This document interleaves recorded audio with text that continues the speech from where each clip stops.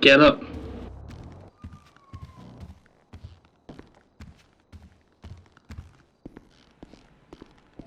Make coffee.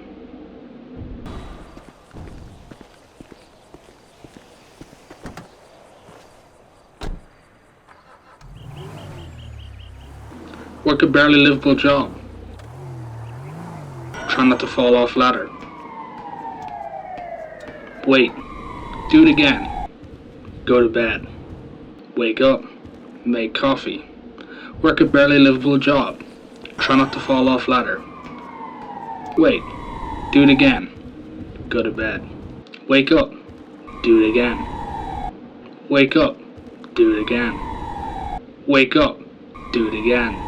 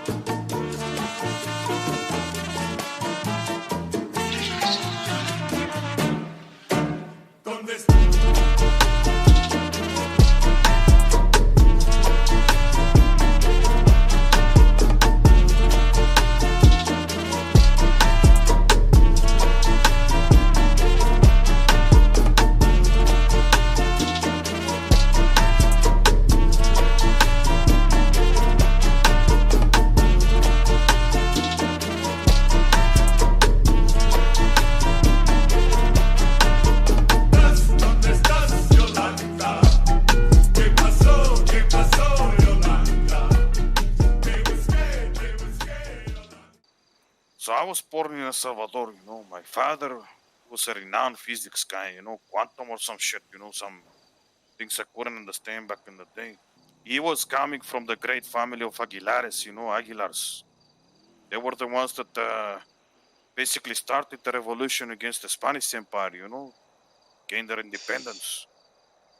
There is actually a town, there is a city dedicated to their like name, to their surname, called Aguilares. My mother, as I told you, was from a renowned like diplomatic family, you know, from Grecia, Sparta. Yeah, All the other people were like warriors. that El rose. Salvador was having a shitty like military junta fucking government, you know, corrupted to the core. So Fuck. people fed up with it, you know. A lot of like bad things, you know. The rich were getting richer, the poor were getting poorer. So at some Yeah. point, you know, from some external like fucking help, the revolution started. This civil war, you know, to overthrow those pinche putos. Yeah, I know what you're saying. So back in the day, you know, that shit happened, and the military government wanted to kidnap all the families that were esteemed, you know, in the Salvador. So they did the same with my family, my father, my padre, and my mother, you know. And they snatched even my little brother. I tried to find him since then. He's supposed to be like 20 years old now. I don't know if they're alive. I don't know anything about them.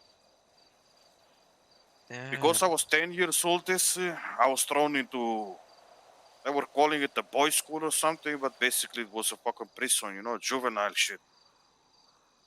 They brought all the kids of those families over there. We were getting beat up all the day, yes, cigarettes burned into our skin.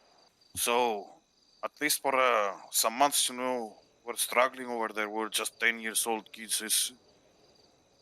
So I got close with two other like hermanos, you know, like two other children, you know, Hector and Rafaelo. Both of them are now in Marabunta, you know. Like let's say like follow America here from El Salvador, and maybe I've been here for like 3 4 months. I still got no dinero in my bank, you know. That's how it is. Plus, like we're always picking up new members, you know. We got this hermano, we got another hermano. He just been blooded in. He from El Salvador, you know. So like we can roll deep, you know, but hermanos when they got no place to stay, they don't stay in the city, you know. We're like hanging out inside that hellhole, you know. And eventually we devised the plan. You We started writing down all the routes of the guards, their like habits, everything. You see. So one day we stole a fucking screwdriver from the fucking hardware shit they had. They were the drawers they're keeping. And we said we're gonna stab the motherfucker and escape. You see. The worst motherfucker that was giving us bullshit all the time. You see. I wouldn't say what she tried to do to us, is, but it's the worst thing you can do to a children. Is, but thank God, Dios mío, is didn't get fucked in the ass. Is, orale. So we stab the motherfucker. Is, we go at the outer fences. We start like digging like motherfuckers that there's no tomorrow. We escape the fucking shit. We're out there, trying to survive. We're stealing from farm fields. Is, trying to survive out there. You know how it is. After some time, we were found by Cesar Garcia. For like a couple weeks, I didn't have a home and shit, like a roof above my head, but I still had people looking out for me and shit. So I can roll down to the street, see all the people in blue, and know that I'm safe. I know that I got the people helping me, whatever I need. If they have problems, they know how to fix it. If they have problems, I help them fix it.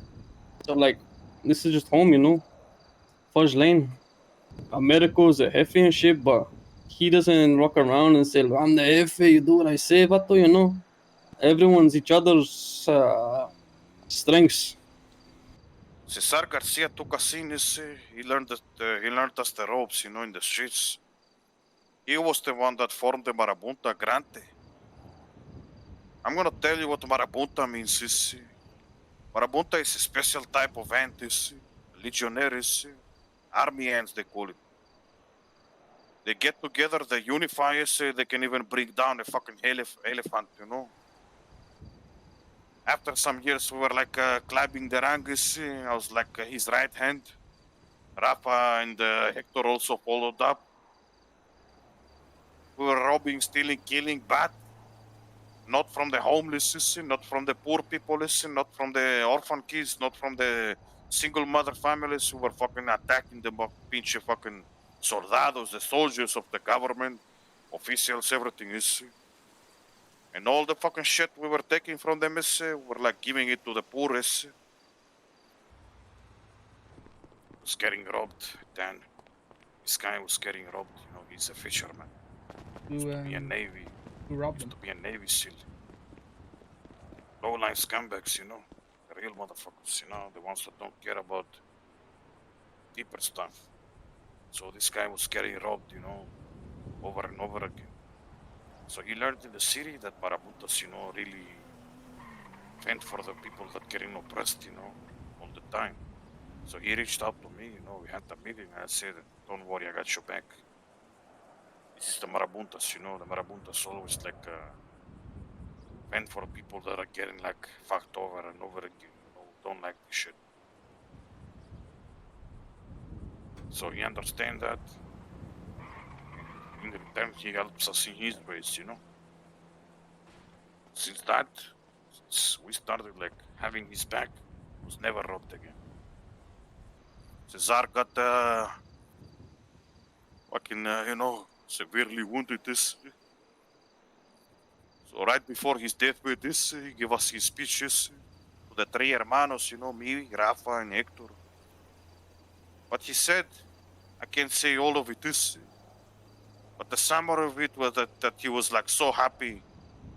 He provided for us, he took us in, he took care of us. The last dying words of him was, I look you as my sons, and we looked him as a father is. As you can understand, when he died, we gave him a burial. And then we were grieving. So we took platoons, each three of us, and we started like keep fighting. Things were getting worse though. We lost our father figure, Oh. So I decided to like we split. Me, Hector, and Rafa, we split, because we were grieving our way. But I left some breadcrumbs left and right for them to follow up, you see. So I took things upon my hand, you see. Our platoon was getting like fucking killed left and right. So I took some hermanos, you see, and I said, let's all go fucking to Los Santos, you see. I got some cousins here, some primos, you know. Yeah, the Marabunta have been nothing but fantastic for Mirror Park, I believe. Like I have no complaints about them coming hanging out. America's always been great. All of his I don't know what you call them. All of the people associated with the SS. Holmes. essays. We passed through Mexico, you see. We worked a little bit for the cartel over there, you see. And eventually I hit up Los Santos City back in 1981, you see, 4 years ago, you see. I come here, you see, and what do I see? I see this place, Fudge Upper Lower and Amarillo Street. Flooding with people from everywhere. Mostly from South America, Central Americas, but mostly from all over the world, you see. They were struggling, you know, they were trying to change their chapters in their life. They were doing like 9 to 5, but this wasn't like 9 to 5, you see. It was like they were working 18 hours a day, you see, 6 days per week. And as soon as they come back, just to rest a little bit, so they go back to work, you see, they were getting like robbed, you know, they were getting robbed, you see, by the other fucking cliques, you know, the other gangs, you see, in the city. Very dangerous, but what they expect us to do? Look where we're living, I say, around. Everybody living in a fucking villa, we're living in the trailers. Low class, you know. All of them, you see. So I was seeing that shit, you see, because I always stand my ground and protect the people that are getting oppressed. Of course, Policia didn't give a shit, you see. So I took matters upon my hand, you see, and I founded Marabunta Grande back in 1981, you see. So we fought many wars to teach those pinche putos to not mess with this place, you know, these people, you see. Many of my carnales, my brothers, you know, my hermanos, ended up in Pinta or 6 feet under. I almost died as well, you see. I did Pinta for 3 years, you see. But I always like represented Marabunta. I never like back down. I always like kept it real, you know, kept it trucha, as we say. And then like Oh, well. people saw that shit. We got Messiah, we got Bilal, homeless people, you know. We got Freddy, he was a homeless person as well, rest in power, my carnal. And many other people, you know, joined our familia, because our familia, let me tell you, people of Los Santos, it's not a typical gangster fucking familia you got there, is we got principles. We abide by rules, but we still keep it true, is still abide by the street code, is the honor. But we're not gonna never like attack the poor people, is the ones that are doing like fishing or whatever, is we'll never attack those people, is gonna go against heavy forces, vato. Gonna steal the fucking real fucking robbers, you know, the real fucking thieves, is the banks, all those pinche putos. That is a story. To be honest with you, Mimo, and I say, that's my destiny, you know? That's really my destiny. Life gave me some experiences, you know? Both good and bad, but what the fuck is good and bad, you know?